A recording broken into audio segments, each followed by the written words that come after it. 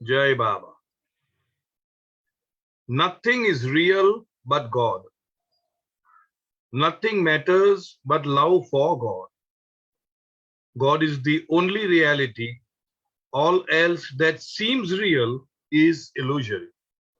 God and I are one. Meher Baba. Avatar Meher Baba ki Jai. Thank you, beloved Baba. Jai Baba to all of you. We are reading Flowing Conversations with the Awakener. Let me show the book. Flowing Conversations with the Awakener. We are on page number 51 and the chapter is Forever Fresh.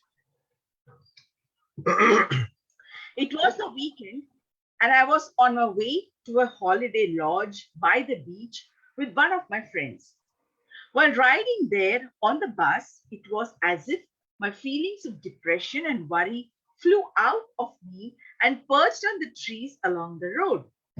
I spent a lovely day outside, swimming in the pool, lying in the warm sun, and reading a humorous novel made me feel light and cheerful.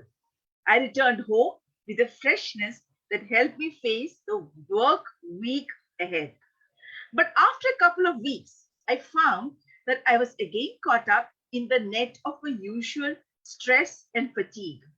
Perhaps on my way home, these feelings had jumped back onto me from the trees. I thought, I wish I could feel unwithering freshness of mind, body, and spirit all the time.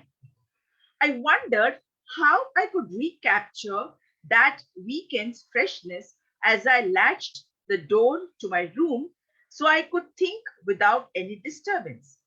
After a little while, I heard a knock, but before I could reach the door to unhook the latch, I saw you entering the room. You look magnificent. How did you get in? The door was latched, I exclaimed.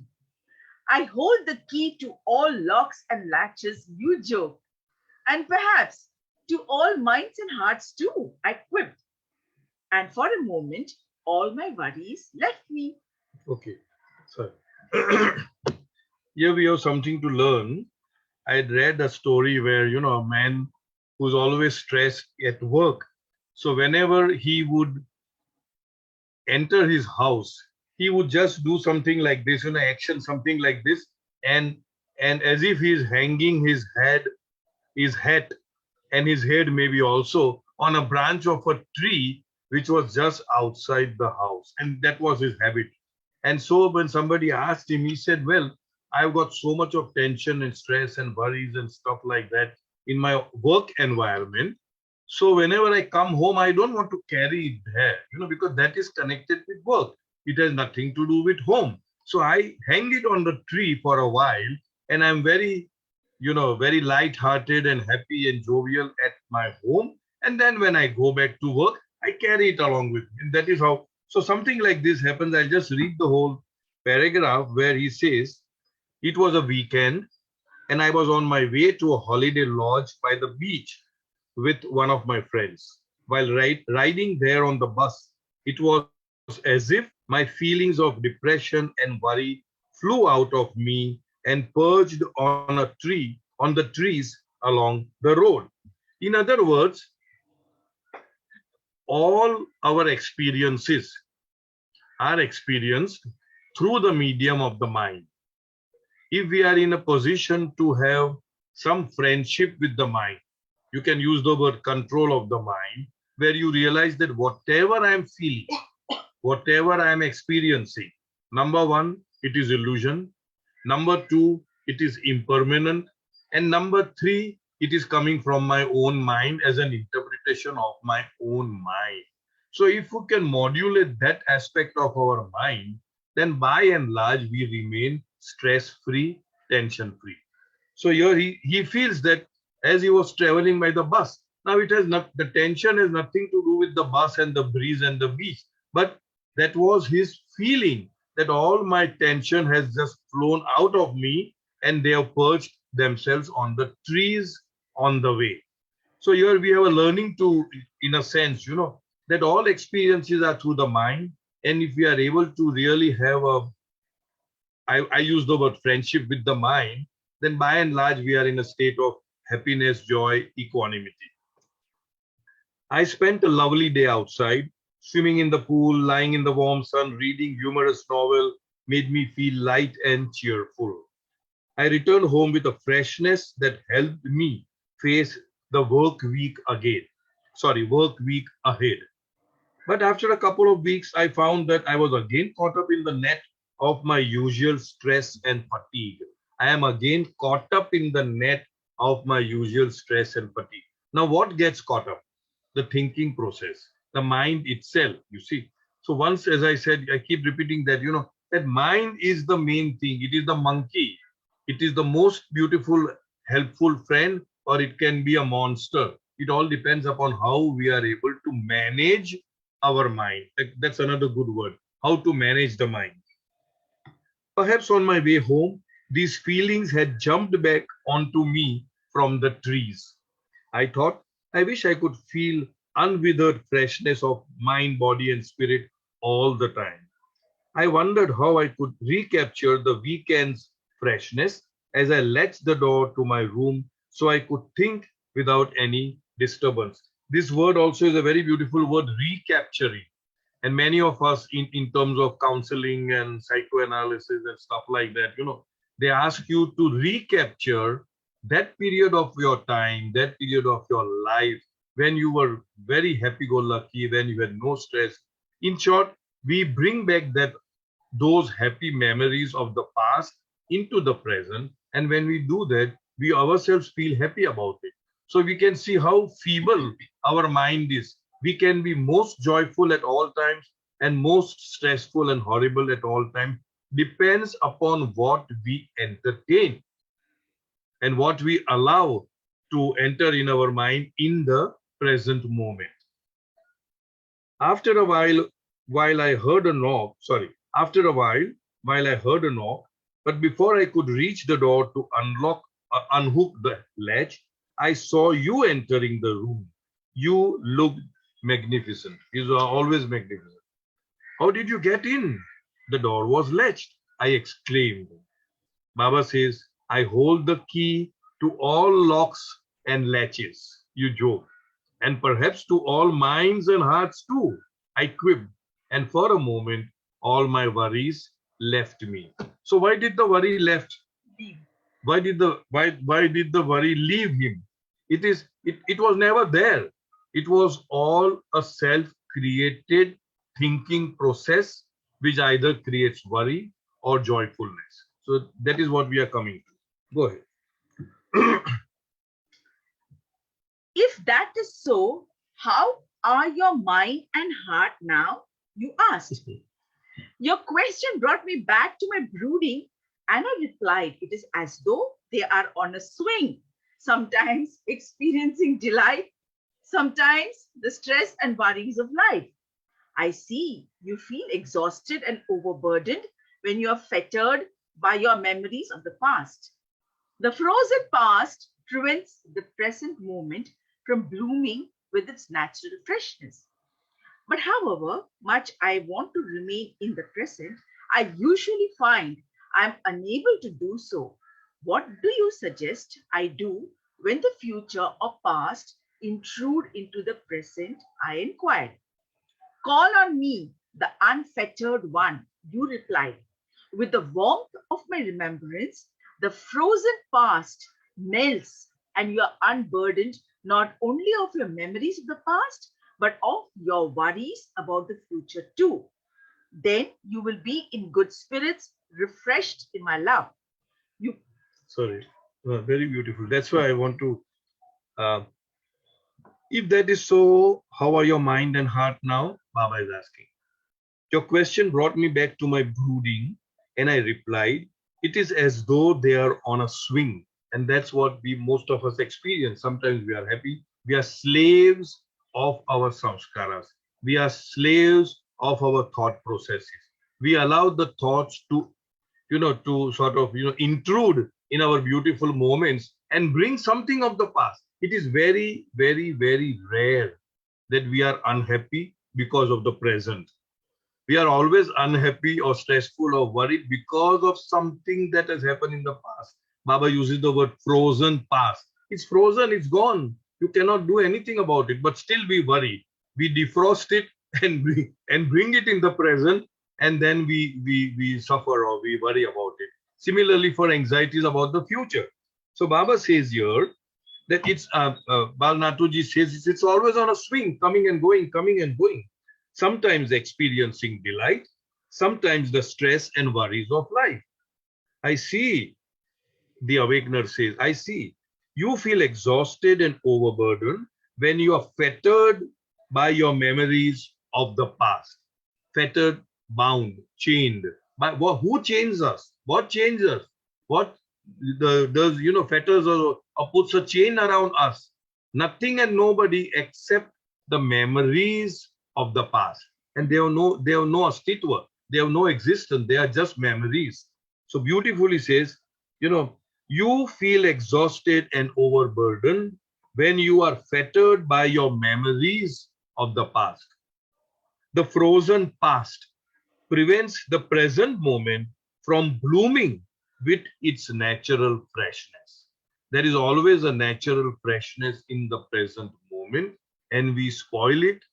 We murder it, sort of, by bringing in some thoughts about the past, which has no relevance, which has no value, which has no astitva, existence, which does not exist at all. It is just a memory. But however much I want to remain in the present, I usually find I am unable to do so. And most of us, one of the earlier sessions, I said, you just watch your 2 minutes, 1 minute, where your thoughts go. It would rarely be in the present moment. It would be thinking about what happened in the past, or it would be concerned about something, anxiety about the future. We rarely are stationed in the present. But however much I want to remain in the present, I usually find I am unable to do so. What do you suggest I do when the future or past intrude into the present?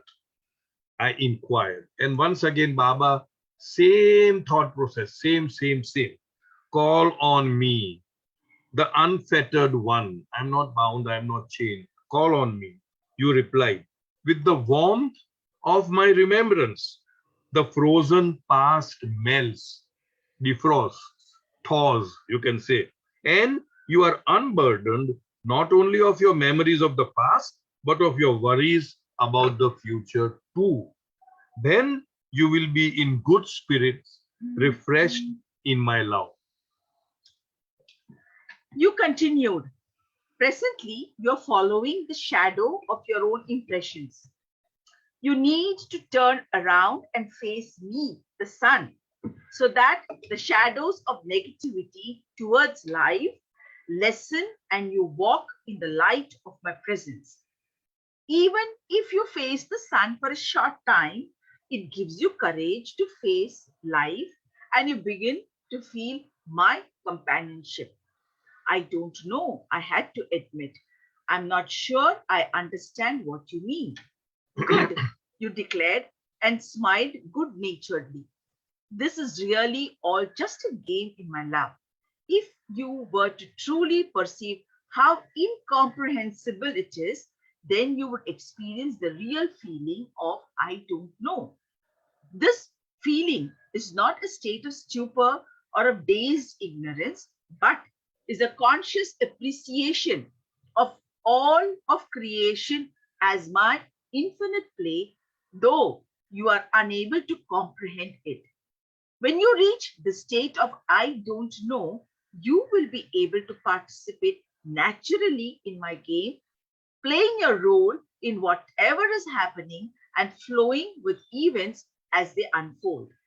Let this honest ignorance become part of your consciousness, and you will begin to experience my presence in your thoughts and actions. Great. You continued. Presently, See, when we are backing the sun, we are following the shadow, obviously. When you are facing the sun, the shadow is behind you. The shadow is there. The samskaras will remain. The habit patterns will remain. The tendencies will remain. But it won't hinder you. It won't hinder your progress. It won't come in our way. It is there, but it is behind us. When you face the sun. And what is the sun? It is Baba. It is his wholehearted remembrance of his form, of his name, calling on him, making him our constant companion. And when he is there along with us, in us, within us, the samskaras will be there, but they will not have the power to make you a slave. Make you meaning make we, all of us, a slave. So your Baba says, you continue. Presently, you are following the shadow of your own impressions. Impressions meaning samskaras. You need to turn around the face, me, and me, the sun, so that the shadows of negativity towards life lessen and you walk into the light of my presence. Even if you face the sun for a short time, it gives you courage to face life and you begin to feel my companionship. Again, the same thought process that keep me as your constant companion. I don't know, I had to admit. I'm not sure I understand what you mean. Now, this I don't know is coming from ignorance. The other I don't know also comes from ignorance, but it is an honest ignorance. Baba says that later. We'll come to that. I don't know, I had to admit. Good, you declared and smiled good naturedly. This is really all just a game in my love. The entire creation is a divine leela. And once we understand the game, Baba says, all of life is like playing a game of hide and seek in which you have to find your real self. All this is divine leela. And we are supposed to play our role and flow with whatever happens to us and whatever role that is destined for us based on our past karma. And once we learn the art of being constantly in a state of equipoise, equanimity, being constantly in a state of gratitude, being constantly in a state of spiritual maturity, that all this I am going through is because of my own past karma. God does not write negative karmas for anybody or negative life for anybody. And the more we accept it with magnanimity, with understanding, those very so-called negative instances in our life becomes a springboard for us to move forward and forward and forward. Because now we are not brooding and weeping and wailing. We have learned the lessons that it is I who created, it is I who sowed the seeds, and therefore I am harvesting the fruits or whatever. So coming back to our reading, this is really all just a game in my love. If you were to truly perceive how incomprehensible it is, if you understand how incomprehensible, not understandable, you just can't make head or tail of what things are happening in life. So if you were to truly perceive how incomprehensible it is, then you will experience the real feeling of I don't know. I don't know here is an active participation in the game, is an active surrenderance or resignation to what is happening to you. Then you say, I don't know, in that sense, knowing full well that it is happening as per law. Nothing happens out of law. It is happening as per law, but I don't know how this law operates, that kind of thing. This feeling is not a state of stupor or dazed ignorance. It is ignorance, but it is not dazed ignorance. It is honest ignorance. But it is a conscious appreciation of all of creation as my infinite play. Whatever happens, you take it as an infinite play of God. You are dancing to the tune which Baba is playing the music of.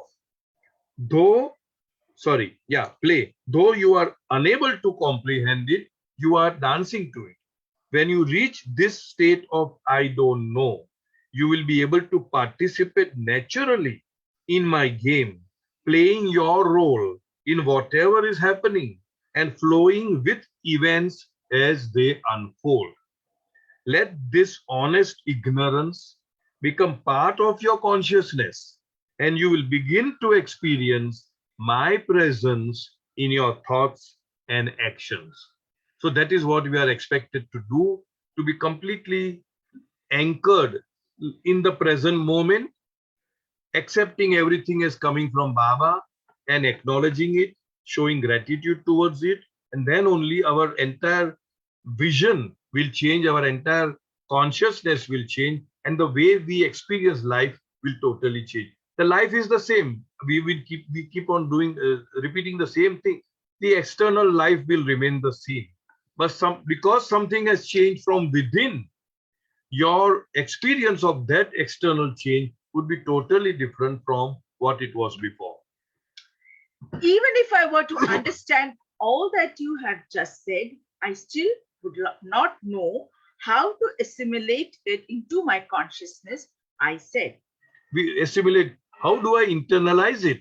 How do I assimilate it? How do I apply that in my moment to moment living? The author Balnatuji says, I'm sorry, I don't know. How do I assimilate? Yeah, okay. You have to have patience. This is not an abstract or intellectual concept, but a profound personal experience on the inner levels of your being.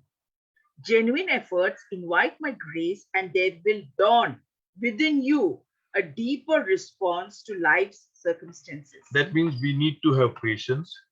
We need to have genuinely beseeching Baba, praying to Baba, calling out to him from the bottom of our heart to to please give us this understanding, the knowledge, the experience, that all this is your divine play, and please help me to play my part in a manner that will please you. And when you call out to him internally, Baba says, that will invite my grace.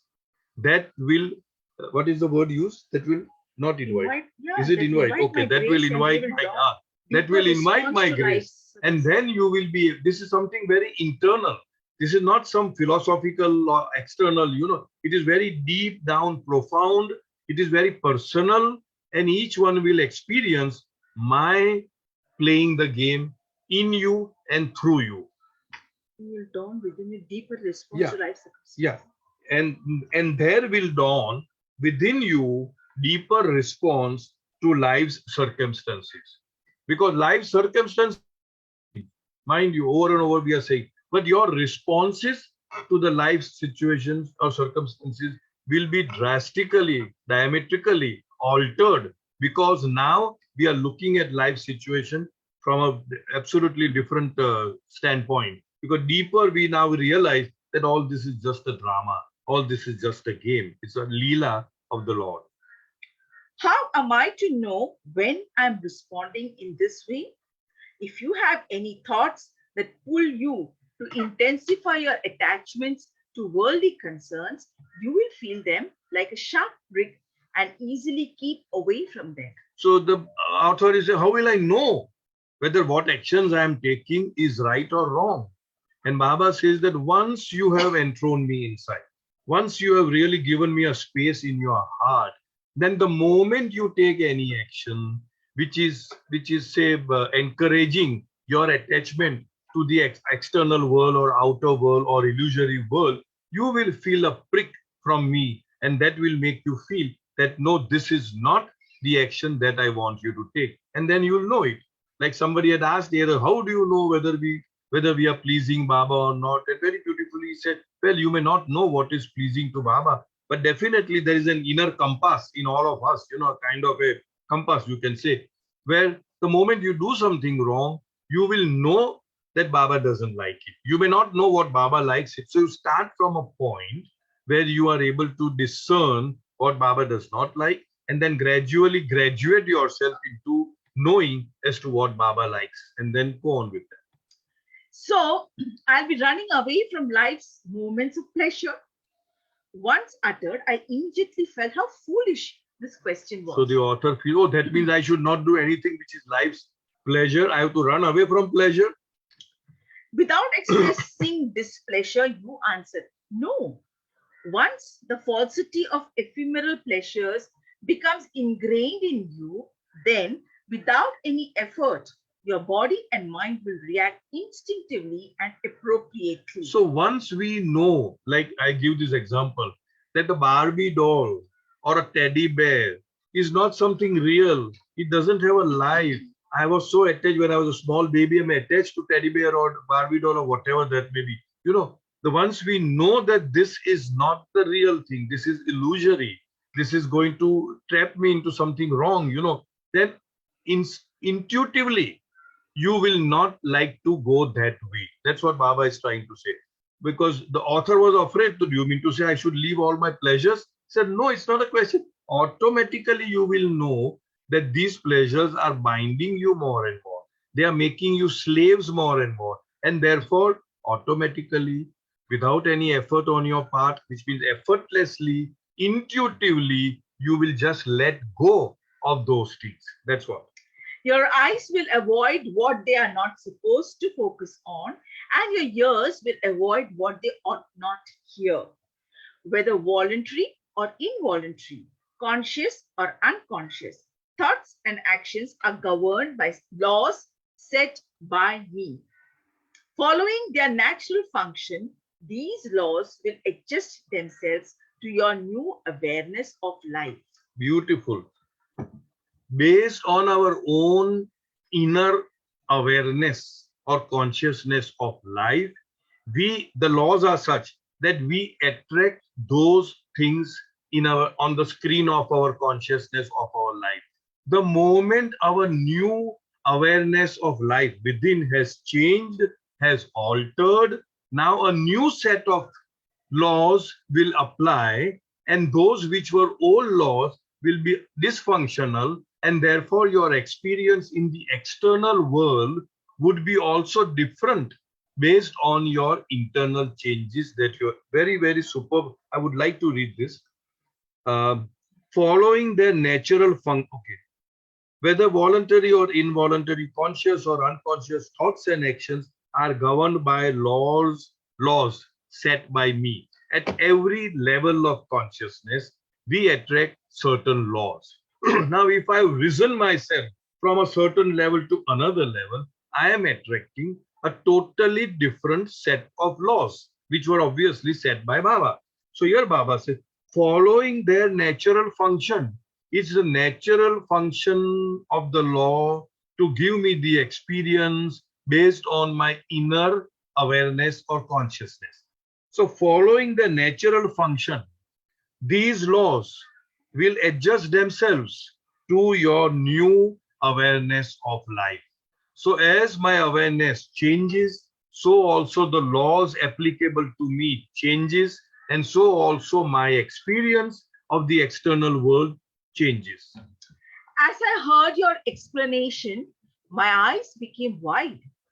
With a serious look, you went on. Your eyes will become so wide that ultimately they will split open. I felt overcome by this statement and didn't dare interrupt with questions. You continued. Eyes with new sight will be born and reborn until the seer, the seeing, and the seen merge in me, the one who alone exists. I'm not a mystic, I complained. What are you saying? What you are saying is too much for me to grasp or even imagine. With an impelling yet loving voice, you explained. The more aware you become of my presence in you and in others, the more your actions and thoughts will effortlessly harmonize with that which will bring you closer to me. 1 minute. Huh? Good. All right. As I heard your explanation, the explanation about changing the external experiences based on the change or alteration or transformation within, he says, I can't understand. As I heard your explanation, my eyes became wide. With a serious look, you went on, your eyes will become so wide that ultimately they will split open. Now, there's a very beautiful, what is the meaning of split open? That means the seer, the act of seeing and the seen all becomes one. You will become one with me. There will be unity, Advaita, right? Sorry. Right. Your eyes will become so wide that ultimately they will split open. I felt overcome by this statement and didn't dare to interrupt with questions.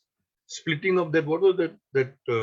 Till Dana, what is that called? Rai Dana, splitting. Spluttering. No, no, it was God consciousness. No, that one.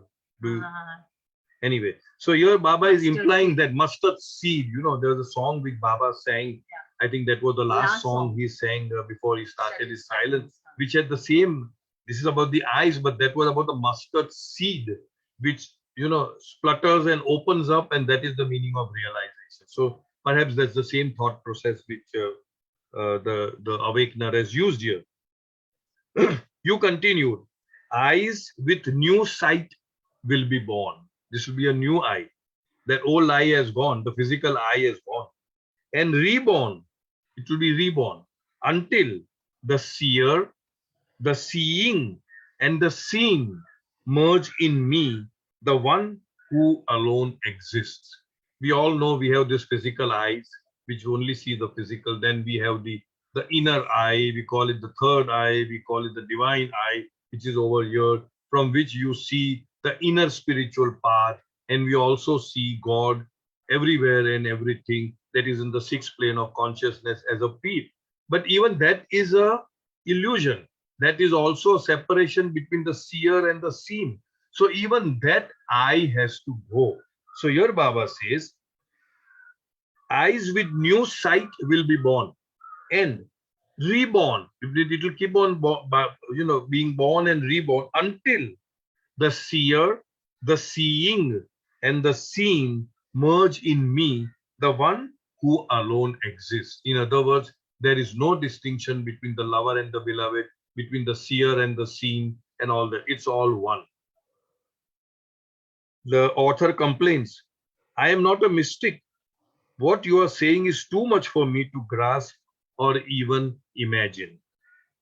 With an impelling yet loving voice, you explain, the more aware you become of my presence in you and in others, that's also important. Presence in me and also in others. When we see his presence in others, we love the others, we care for the others, we are tolerant about the others, we forgive the others because it is Baba in there. The more aware you become of my presence in you and in others, the more your actions and thoughts will effortlessly harmonize with that which will bring you closer to me. In other words, the more you are able to recognize my presence in you and in others, all your thoughts, feelings, emotions, speech, and action will be so arrayed, will be so rearranged in a manner that you will come closer and closer to me. You will experience that now you are coming closer to me. You want to sing that? Okay. Yes, please sing, please sing. Well, she's not prepared, but we'll come to that later after we finish this. If there is time. Yeah. If there is time. Thank you, man. Soumya is always prepared, I know. The beauty of this song is it's a very in-depth, and it is sung by Baba as the last song before he started observing silence. So let's see. Then I'll have to hurry up. I should not be stopping her in between. Okay, go ahead. Oh, I have so much to learn, I sighed. With a faint, light-hearted smile, you suggested, let life be a constant learning so that you become more aware of your imperfections in your responses to situations.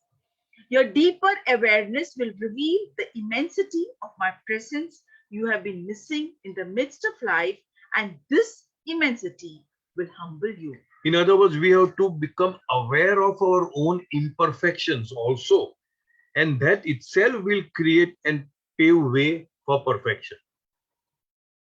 That means you don't have low self-esteem. No low self, aware of imperfections, and you will realize that how come I missed out on remembering Baba, I missed out on this, and that itself, that feeling that I have missed out will make you move forward.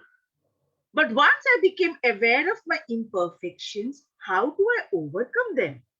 This awareness itself will answer your question. So beautiful.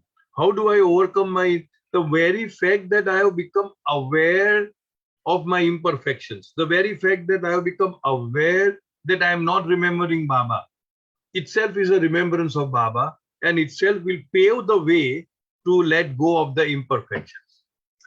Can you read the last sentence? This awareness. This awareness itself will answer your question, you replied. One of the ways is to inwardly confess your failures to me. You will then experience that they become less frequent.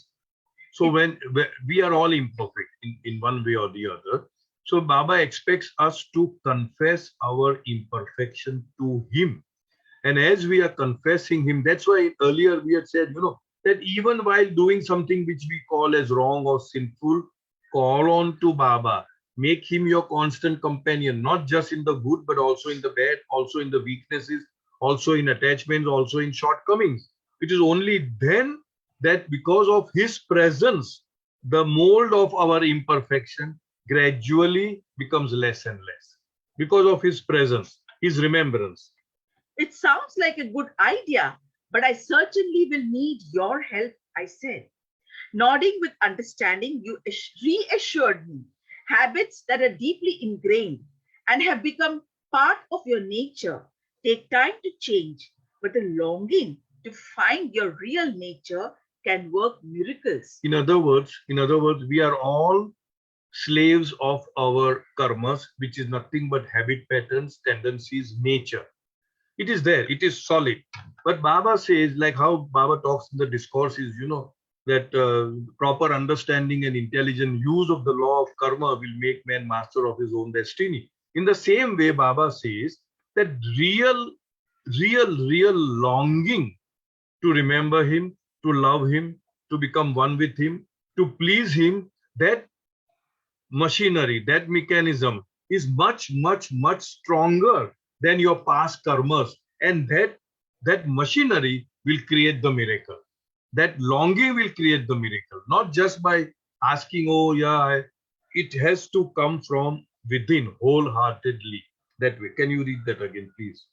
Habits that are deeply ingrained and have become part of your nature take time to change, but the longing to find your real nature can work miracles. The longing to find your real nature, which is longing to become one with Baba, longing to please him in everything that we do, that is basically leading us to our real nature, which is bliss.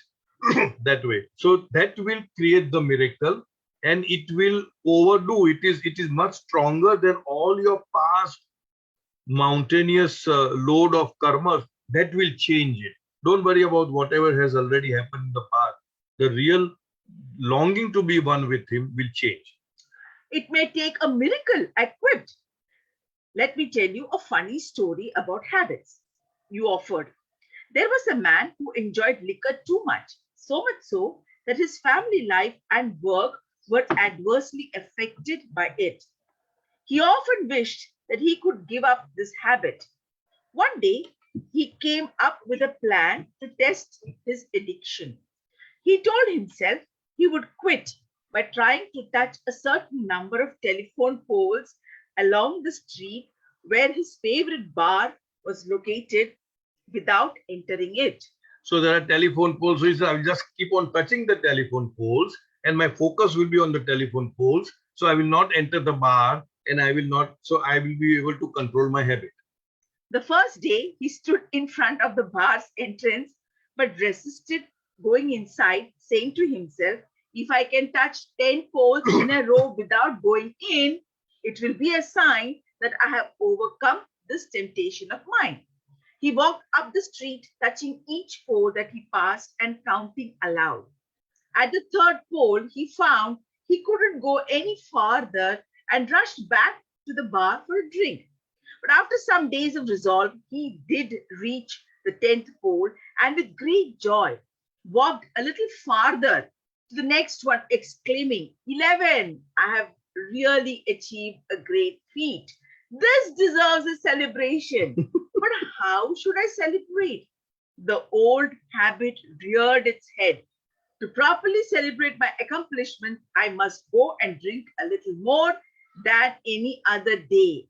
And he did. So this is how the mind functions. The mind is a very tricky monkey. You see, somehow it will make you do what it wants to get done, and by hook or by crook, it will catch us in its grip. In its grip, yeah.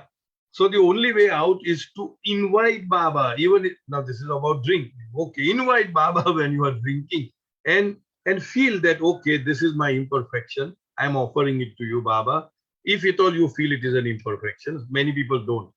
So that way, if you really genuinely feel, Baba, this is my imperfection, please help me out, then that automatically the imperfections will become less frequent. And then gradually there may come a time where you understand there's no need for it and you just give it up. This is the way habits work, you explained.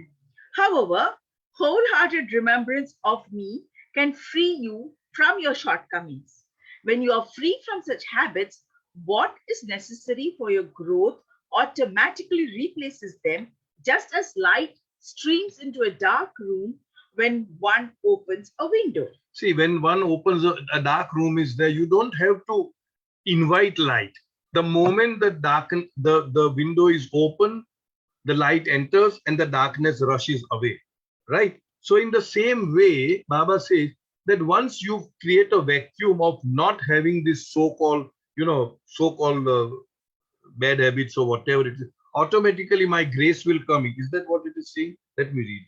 Sorry. This is the way habit works. However, wholehearted remembrance of me can free you from your shortcomings. When you are free from such habits, that's exactly. When you are free from such habits, what is necessary for your growth automatically replaces them. There's no vacuum there. Automatically replaces them. Just as light streams into a dark room when one opens the window. So here the important thing is, once you're free of something negative, shortcoming, automatically the good part of it will enter. Oh yes, Aman, sorry. Aman, go ahead. Yes, Aman. Yeah. Cyrus, you said forgetting him is also remembering him. What? Forgetting him is yes, Baba no. Okay, what I'm saying is, you have forgotten to remember Baba, and now you have remembered that you have forgotten. Isn't that a remembrance also? Okay, so he will have that also as remembering him. Obviously, the very fact that I remember that I have forgotten him is indirectly remembering him. Acha. So it was so paradoxical. That is why I just wanted to know. Okay. So he's so generous. Absolutely. That our forgetfulness is also accepted as remembrance. Wonderful. Thank you, Baba. Yeah. Thank you. Jai Baba. Aman, please mute your mic. Thank you. I was heartened by these insights, yet part of me was afraid. Some of my habits constituted the core of my individuality. Who would I be if those were to go away? I must have wilted visibly, for you smiled and reassured me. Don't worry, learn the art of leaning on me for all things. If you continue to confess your imperfections honestly to me, you will gain courage. In other words, many of us are so closely identified with our personality, which is all our habit patterns and whether it is a good or bad. But we identify ourselves. If I am supposed to give up all these things, then what is my individuality? Where do I stand? You feel afraid that I will feel lost about it. So Baba says, okay. Some of my habits constituted the core of my individuality. Who would I be if those were to go away? I must have wilted. Wilted means drooped. You droop or you look down and you feel very shy about it and all that. I must have wilted. visibly, for you smiled and reassured me. Don't worry. Don't worry. Learn the art of leaning on me for all things. Depend on me. If you continue to confess your imperfections honestly to me, you will gain courage. That means you will gain courage to remove them, to let them go. I will try, but I am not sure how successful I will be, I said in a low voice. See, you can see this conversation always it comes from the author as in a very negative tone. And always, Baba is giving that positivity, always lifting, uplifting, and say, don't worry about that. Same way. Go ahead. Remember, when I say something to you, I also assure you of my help. Start with hope and cheer, you said consolingly. So when Baba is telling all these things, not only to the author, but even to us, because we are reading this so beautifully by Baba's grace. So Baba says that start with hope and cheer. Don't start with a negative start. I'll try. I don't know whether I'll be able to know. Start with hope and cheer. And Baba again infuses one solid, powerful sentence where Baba says that when I tell you to do something, I also give you the strength and the courage to accomplish that. And I would like to say that this is for all of us, that it is not just meant for the author. It is for all of us who are hearing, who are listening, who are engaged in this reading. That Baba says that when I tell you to do this, I also give you the strength. I also give you the wherewithal. I also give you the courage. So start with hope and cheer rather than from any negative thoughts. Your personal grandeur was radiating tender love, and I was intoxicated with it. After a pause, you went on. If your confessions are wholehearted, they will naturally awaken the feeling that you have been forgiven by me, and the scars of so called evil will no longer be on your heart. Sorry, I'm interrupting. Very beautiful. Baba says, very beautiful. If your confessions are wholehearted, here the point is we may have done anything or we may continue to do anything. If we are confessing, if we are repenting, if we are having that sense of remorse for what we have done, and if it is wholehearted, then you will feel within your heart my forgiveness. That means he has forgiven us, will be felt within our hearts if our confessions are wholehearted. Beautiful. You can if you can start from here. If your confessions are wholehearted, they will naturally awaken the feeling that you have been forgiven by me, and the scars of so-called evil will no longer be on your heart. So-called evil. Baba says there is no evil. It's all in the domain of illusion that we have divided between good and bad, right and wrong, vice and virtues and all that. It's all illusory. But even because we are all in the illusory world, we are governed by the law of illusion, by the law of ignorance, by the law of duality, by the law of karma, whatever you want to name it. And therefore, we have to bear the consequences. And if you confess wholeheartedly, then you will feel that the so-called evil or so-called sin has been forgiven by Baba. My remembrance is the way to get detached from ego-centered thoughts and actions. This is the key to feeling forever fresh. So the key is same thing again and again. Over the years, we have been saying this. Just feel that the agent of action is not you. You are not doing it from the limited, separative, finite, egocentric I. That it is Baba who is doing through me, us. And there should be absolute honesty and sincerity about it. And if we do that, then Baba says, you will always feel the freshness of the moment rather than being dragged into the past or being, sucked into the anxieties of the future. I was moved by your words and prayed inwardly. Please fill the chalice of my heart. Soak it with your remembrance. That mysterious wine that will make me forget my self-centered nature and wake me to your eternal presence. Chalice is a cup where the holy wine or whatever is given. Your eternal freshness in me. I felt you had heard my unspoken prayer. Knowing this was enough for the day, you stood up and walked to the door, opened the latch, and slightly turned your head towards me.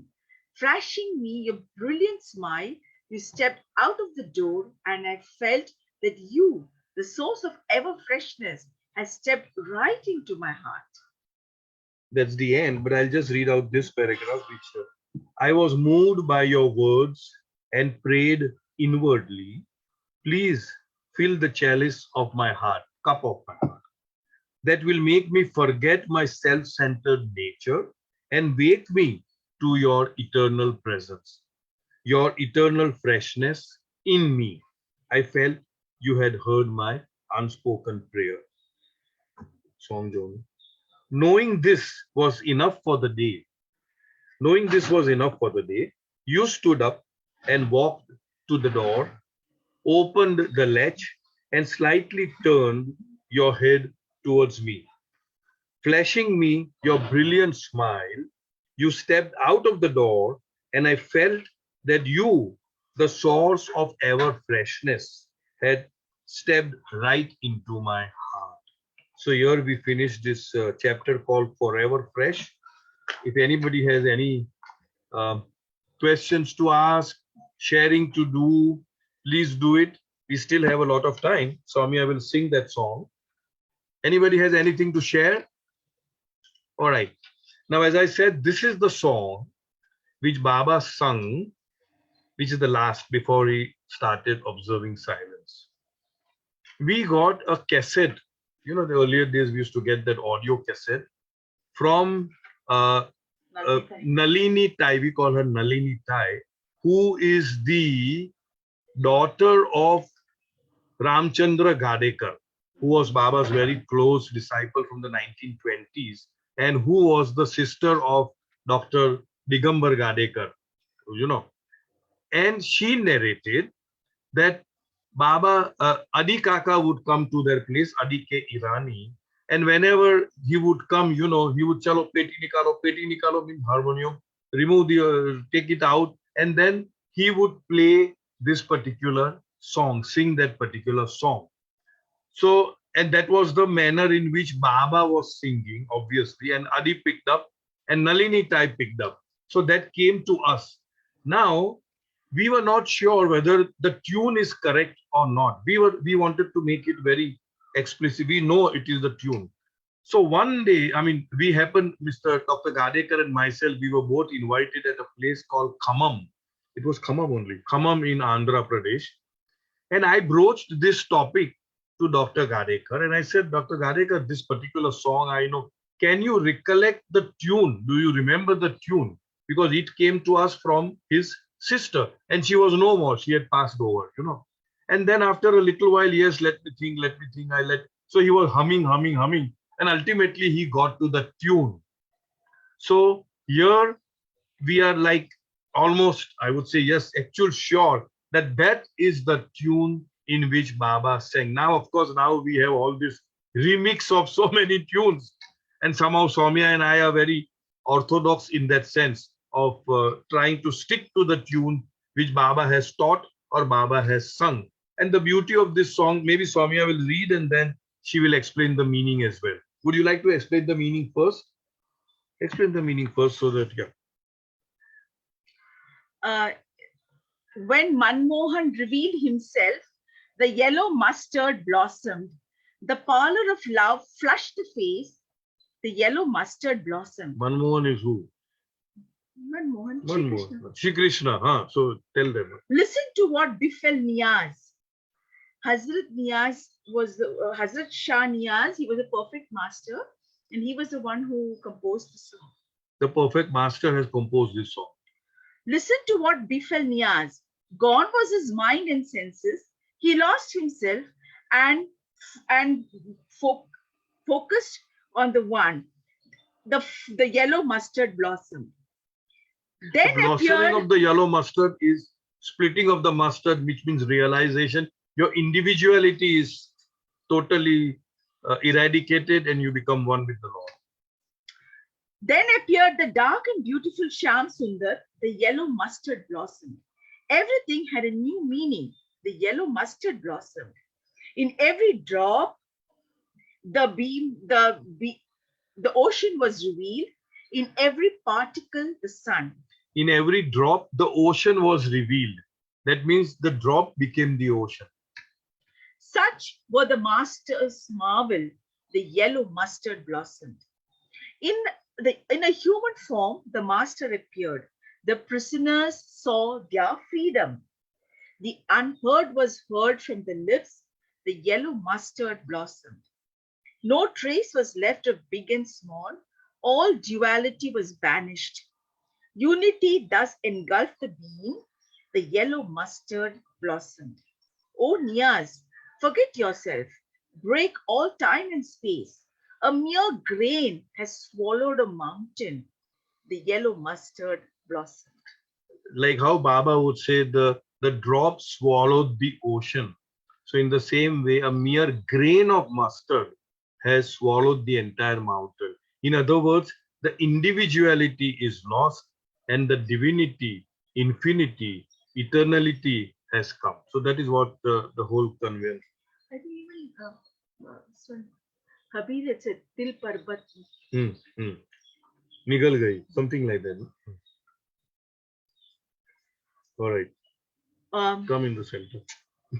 मन मोहन जब छब दिखलाई सरसों फूली आंखों में प्रेम की जर्दी मुख पर छाई सरसों फूली आंखों में नियाज कहानी सुनो रे भाई होश गई बेहोशी आई नियाज कहानी सुनो रे भाई होश गई बेहोशी आई खुदी गई तब मिली खुदाई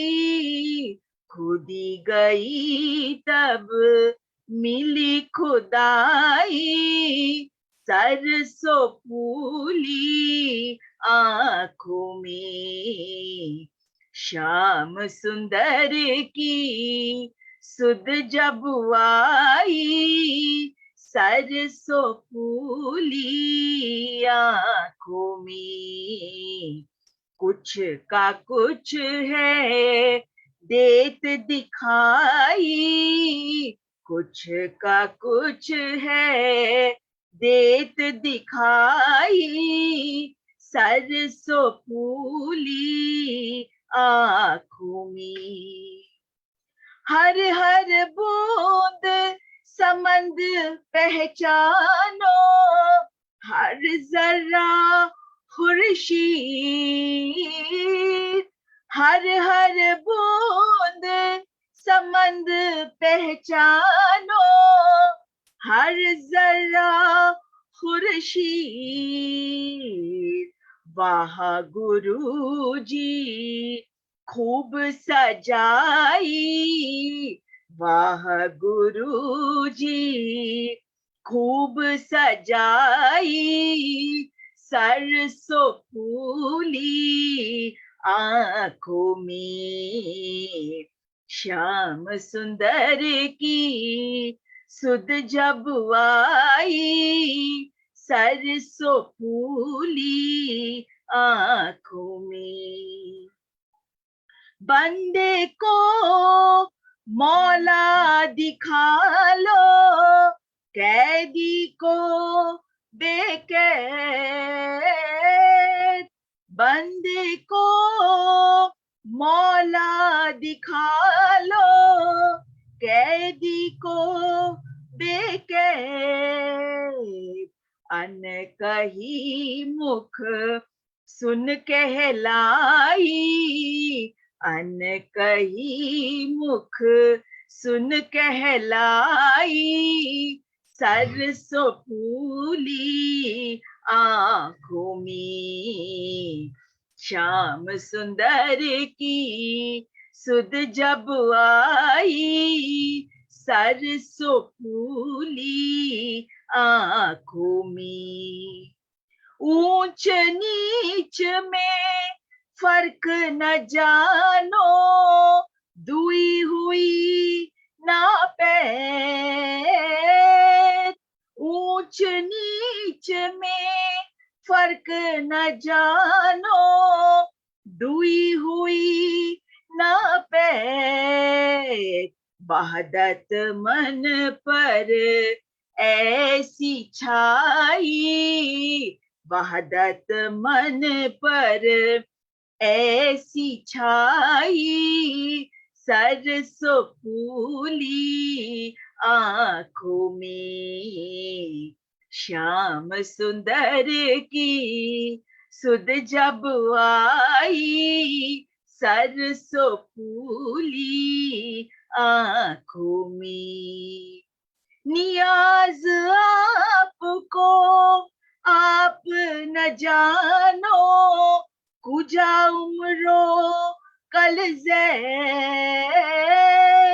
नियाज आपको आप न जानो, कुजा उम्रो कल ज़ैद। निगल गई पर बत को राई, निगल गई पर बत को राई, सरसों फूली आंखों में। श्याम सुंदर की सुध जब आई, सरसों फूली आंखों में। अवतार मेहर बाबा की जय। जय बाबा। थैंक यू बाबा। जय बाबा। Such a beautiful word. खुद ही गई तो मिली खुदाई. In order to get khuda, we have to get rid of our khudi, our aham, our limited self. Thank you, Baba. Thank you, Baba. Avtar Meher Baba. मेहर बाबा की जय। अवतार मेहर बाबा की बाबा जय। की जय। वंडरफुल। जय बाबा। सबको Thank you सबको so much, Soumya. Thank Shubh you. Shivratri. Thank you, Soumya. Jai Thank Baba. you, Mansi. Jai Baba. Thank Jai you. Baba. Thank you. Jai Baba. Jai Baba. Jai Baba. जय बाबा। शुभ शिवरात्रि। जय बाबा।